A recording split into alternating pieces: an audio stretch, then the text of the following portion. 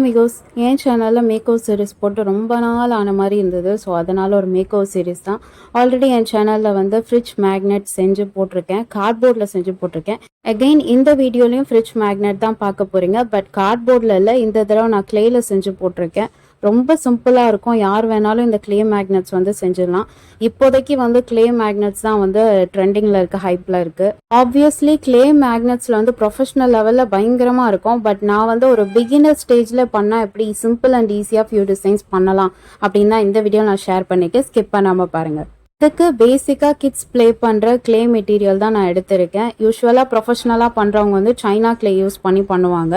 But அதுவுமே வந்து beginner ஃப்ரெண்ட்லியாக அப்படி பண்ணலாம் சிம்பிளிஸ்டிக்காக அப்படின்னு பார்த்து தான் இந்த கிளே நான் ப்ரிஃபர் பண்ணியிருக்கேன். இது கூட பண்ணுறது ஃப்ரிட்ஜ் மேக்னெட். ஸோ மேக்னெட் கண்டிப்பாக இருக்கணும் இல்லையா? இந்த பாக்ஸில் வந்து 50 கவுண்ட்ஸ் ஆஃப் மேக்னெட் உண்டு. இதை நான் அமேசானில் தான் பர்ச்சேஸ் பண்ணேன். உங்களுக்கு வேணும்னா நான் லிங்க் வந்து டிஸ்கிரிப்ஷனில் ஷேர் பண்ணுறேன்.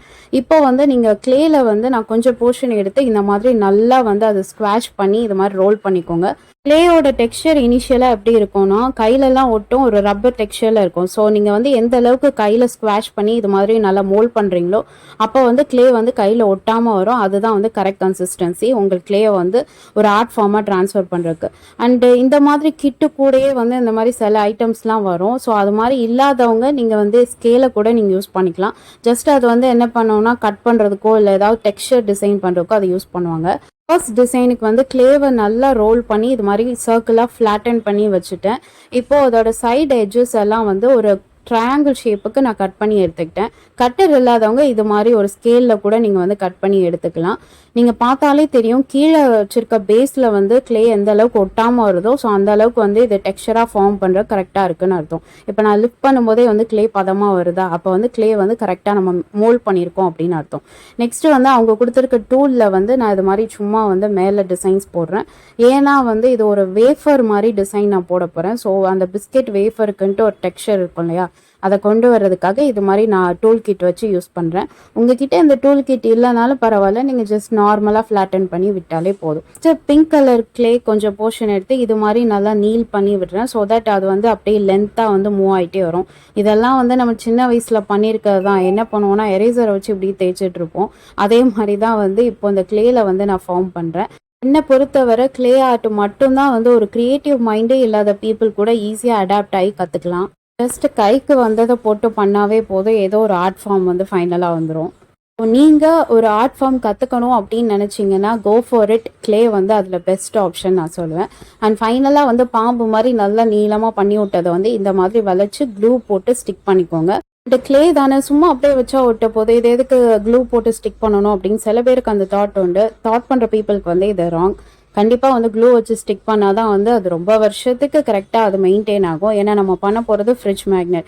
ஜஸ்ட் லைக் தட்டுன்னு சும்மா போட்டு ஒரு ½ அன் ஹவர் ஷோ பீஸாக பண்ணிங்கன்னா இந்த மாதிரி வந்து க்ளூ போட்டு ஸ்டிக் பண்ணணும்னு அவசியம் இல்லை. பட் அந்த ஷேப் வந்து ப்ராப்பராக மெயின்டைன் ஆகணும்னா நீங்கள் வந்து க்ளூ போட்டு இது மாதிரி ஃபீல் பண்ணிக்கோங்க. ஃபைனலாக வந்து கண்டுபிடிச்சிருப்பீங்க என்ன ஷேப்புன்ட்டு. எஸ், ஒரு சாஃப்டி ஐஸ்கிரீம் மாதிரி தான் நான் பண்ணியிருக்கேன். அண்ட் மேலே வந்து ஒரு செரி டாப் வைக்கணுன்றதுக்காக ஒரு சின்ன ஆரஞ்சு கலர் பாலை வந்து நான் அப்படியே ப்ளேஸ் பண்ணியிருக்கேன். அண்ட் ஃபைனலாக வந்து மேலே பண்ண க்ரீம் அண்ட் பேஸில் பண்ண வைஃபிள் ரெண்டுத்தையும் வந்து ஜாயின் பண்ணி ஸ்டிக் பண்ணிட்டான்னா ஃபைனலாக வந்து ஒரு ஐஸ்கிரீம் மேக்னெட் வந்து ரெடி ஆகிடும். செகண்ட் டெசர்ட் ஓவர் ஒரு ஸ்டார்டர் ஒன்று பண்ணணும்ல, ஸோ அதனால் ஒரு ஒயிட் கிளே வந்து அதே மாதிரி ஃப்ளாட்டன் பண்ணிக்கிறேன். அண்ட் அதை வந்து கொஞ்சம் டீஷேப் பண்ணிக்கலாம். சும்மா ரேண்டமாக வந்து இது மாதிரி அழுத்தி விட்டுக்கோங்க. ஏதோ ஒரு ஃபார்மேட்டில் லைக் ஒரு அமீபா டெக்ஸ்சரில் ஏதோ ஒரு ஃபார்மேட்டில் வச்சுக்கோங்க. இப்போது கொஞ்சமாக எல்லோ கிளே எடுத்து ஷேப்பே இல்லாமல் டீஷேப் பண்ணி சேம் ஒயிட்டுக்கு மேலே இதை வந்து அப்படியே க்ளூ போட்டு நான் ஸ்டிக் பண்ணிக்கிறேன். அண்ட் ஃபைனலாக வந்து இதை அப்படியே கொஞ்சம் லாங் ஷார்ட்டில் பார்த்தானா ஒரு சன்னி சைட் ஹாஃப் பாயில் அந்த டெக்ஸ்சரில் வந்துடுச்சா. ஸோ ஸ்டார்டர் ஃபீலும் வந்து கம்ப்ளீட் ஆயிடுச்சு. ரொம்ப சிம்பிள் பார்த்தீங்களா. Next dessert over starter over. இப்போ மெயின் கோர்ஸ் பார்க்கணும் இல்லையா, ஸோ அதுக்கு கொஞ்சமாக நியூ ஷேட் எடுத்து இது மாதிரி வந்து சிலிண்ட்ரிக்கலாக வந்து ரோல் பண்ணிவிட்டு உங்களோட டைனி ஃபிங்கர் வச்சு லைட்டாக அப்படி ப்ரெஸ் பண்ணுங்கள் ஜென்டலாக. ஸோ தட் ஒரு குழி மாதிரி இருக்கும். அது பார்க்குறக்கு ஒரு சிலிண்ட்ரிக்கல் பவுல் ஷேப்பில் இருக்கும். இதை அப்படியே வந்து ரெஸ்ட் பண்ணிக்கோங்க. இது ஆக்சுவலி ஒரு ப்ரௌன் ஷேடில் பண்ணால் கரெக்டாக இருக்கும். ஏன்னா ஃபைனலாக வந்து அந்த மெயின் கோர்ஸ் ரிசல்ட் பார்க்கும்போது உங்களுக்கே கன்ஃபியூஷன் வரும். இது இப்படி தானா இருக்கும், இந்த கலர்லேயா இருக்கும் அப்படின்னு தோணும். ஏன்னா நான் கலர் காம்பினேஷன் எடுத்தது ஆக்சுவலி இது தப்பு. அண்ட் நெக்ஸ்ட் வந்து ஒரு கிரே ஷேட் எடுத்து அதை வந்து ஃபர்ஸ்ட் நம்ம பண்ணோம் தெரியுமா, ஒரு ஸ்னேக் ஷேப்புக்கு ரோல் பண்ணி அது மாதிரி ரோல் பண்ணிட்டு நம்ம போட் மாதிரி ரெடி பண்ணி வச்சிருந்தா அந்த பேஸ் மேலே இதை ஃபிக்ஸ் பண்ணி அதுக்கு மேலே எப்படி டெக்ஸ்சர் பண்ணிடுறேன். ஆக்சுவலி இதை ஹாட் டாக்னு நினச்சி நான் பண்ணேன். ஐ சோசன் ஏ ராங் கலர், அதனால இந்த மாதிரி ஆயிடுச்சு. நீங்கள் வந்து ரைட்டாக கலர் காம்பினேஷன் சூஸ் பண்ணிக்கோங்க. ஃபோர்த் பேட்டர்ன் எல்லாமே வந்து ஃபுட்டாக போயிடுச்சு. ஸோ இந்த டைம் வந்து ஒரு வெஜிடபிள் பண்ணலாம். அதுவும் பேசிக்காக எல்லாருக்குமே வந்து ஈஸியாக வர வெஜிடபிள் தான் நான் பண்ணியிருக்கேன். இதுக்கு ஒரு செரி பிங்க் கலரை வந்து இந்த மாதிரி ஓவல் ஷேப்பில் வந்து மோல்ட் பண்ணிக்கோங்க. ஜஸ்ட் ஒரு சர்க்கிள் ஷேப்பை கொண்டு வந்துட்டு கீழே டெய்லை மட்டும் இப்படி இழுத்து விட்டிங்கன்னா அது வந்து ஒரு ஓவல் ஷேப்பில் வந்து வந்துடும். அண்ட் கிளே மேக்னெட் செய்கிறதுக்கு ஒரு டிப் இருக்குது. நீங்கள் பண்ணுற எல்லா ஷேப்லேயுமே மேக்ஸிமம் இந்த திக்னஸ் ஆச்சு இருக்கணும். அப்போ தான் வந்து உங்கள் மேக்னெட் வெயிட்டை வந்து நீங்கள் பண்ணுற இந்த ஷேப் வந்து வித்ஸ்டாண்ட் ஆகும். மேக்னெட் வெயிட்டை விட நீங்கள் பண்ணுற ஷேப்போட திக்னஸ் வந்து ரொம்ப தின்னாக இருந்தானா அது கண்டிப்பாக உடஞ்சி விழுறதுக்கு சான்ஸ் இருக்குது. ஸோ ஷேப் வந்து கொஞ்சம் திக்காக நீங்கள் ஃபார்ம் பண்ண ட்ரை பண்ணுங்கள். அண்ட் ஃபைனலாக வந்து லீஃப் மாதிரி ஒரு டிசைன் நான் பண்ணி அதை வந்து மேலே ஃபிக்ஸ் பண்ணிட்டேன். இதை பார்க்க என்ன வெஜிடபிள்னு இப்போதைக்கு நீங்கள் கண்டுபிடிச்சிருப்பீங்க. எஸ், கேரட் தான். இன்னுமே வந்து டிஃபைன் காமிக்கிறதுக்கு நான் வந்து அதே டூல் கிட் வச்சு ரேண்டமாக வந்து இது மாதிரி ஸ்ட்ரைப்ஸ் போடுறேன். இது எல்லாமே நீங்கள் சைனா கிளேலையும் வந்து ட்ரை பண்ணலாம். அதில் பண்ணிங்கன்னா வந்து ஃபைனலாக நீங்கள் பெயிண்ட் பண்ண வேண்டியது இருக்கும். ஆனால் இது வந்து கிட்ஸ் ப்ளே கிளேனால அவங்க கலர் காம்பினேஷனோட கொடுத்துருக்கனால உங்களுக்கு வந்து மோல்ட் பண்ணுறதுக்கு இன்னுமே ஈஸியாக இருக்கும். அண்ட் ஃபைனலி வந்து ஒரு 5 designs of beginner friendly designs நான் பண்ணியிருக்கேன். Softy ice cream and sunny side and hot dog மாதிரி ஒரு ஹாட் டாக், கேரட் அண்ட் ஃபைனலாக ஒரு ரெஸ்ட்டுக்கு வந்து ஒரு எல்லோ கலர் மட்டும் ஸ்டாம்ப் பண்ணி வச்சுருக்கேன். அது வந்து ஃபைனலாக உங்களுக்கு தெரியும். ஃபைனலாக அப்படி பண்ண டிசைன்ஸ் எல்லாத்தையுமே வந்து ஒரு ½ அன் ஹவர் ஆச்சு டிஸ்டர்ப் பண்ணாமல் அப்படியே ரெஸ்ட் பண்ண விட்டுருங்க. அப்போ தான் வந்து க்ளூ நல்லா செட் ஆகும். ஒரு ½ அன் ஹவருக்கு அப்புறமா அதை நான் வந்து இன்னுமே கொஞ்சம் எலிவேட் பண்ணி காமிக்கிறதுக்காக இந்த மாதிரி பெயிண்ட் பண்ணுறேன். இது ஆப்ஷனல் தான், நீங்கள் பண்ணாலும் பண்ணலாம், இல்லை அப்படியே கூட விடலாம். அண்டு நான் வந்து ஸ்டாம்ப் பண்ணி வச்சுருந்தேன் அந்த எல்லோ வந்து இது மாதிரி ஒரு ஸ்மைலி திங்காக நான் மாற்றிட்டேன். அண்ட் ஐஸ்கிரீமே இன்னும் கொஞ்சம் ரியலிஸ்டிக்காக காமிக்கணுன்றக்காக மேலே டாப்பிங்ஸ்க்காக இந்த மாதிரி பெயிண்ட் பண்ணி எடுத்துக்கிறேன். அண்ட் ஃபைனலி இந்த மாதிரி பெயிண்டிங்லாம் பண்ண முடிச்சிட்டதுக்கப்புறம் திருப்பியும் ஒரு 15 மினிட்ஸ் போல் டிஸ்டர்ப் பண்ணாமல் ரெஸ்ட் பண்ணுங்கள்.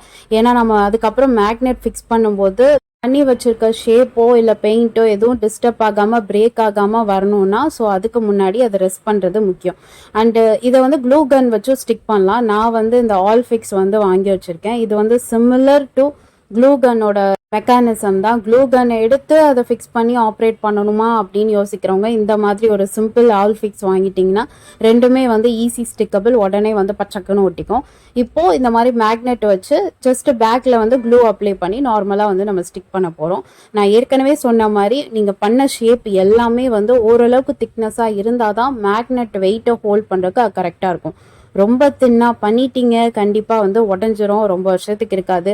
அப்புறம் நீ என்ன ரொம்ப வருஷத்துக்கு லாங் லாஸ்டிங் மேக்னெட்னு சொல்லி கொடுத்தேன், என் வீட்டில் ஒரு வாரத்துலேயே உடஞ்சி விழுந்துடுச்சு அப்படின்னு நீங்கள் ஃபீல் பண்ணுவீங்க. அதுக்காக தான் நான் திருப்பி சொல்கிறேன். Do your shape a little thicker and ஃபைனலாக அது மாதிரி சில சொதப்பலும் வந்து நடக்கும் பண்ணும்போது. பட் நீங்கள் அதை பண்ணாமல் கேர்ஃபுல்லாக இருங்க.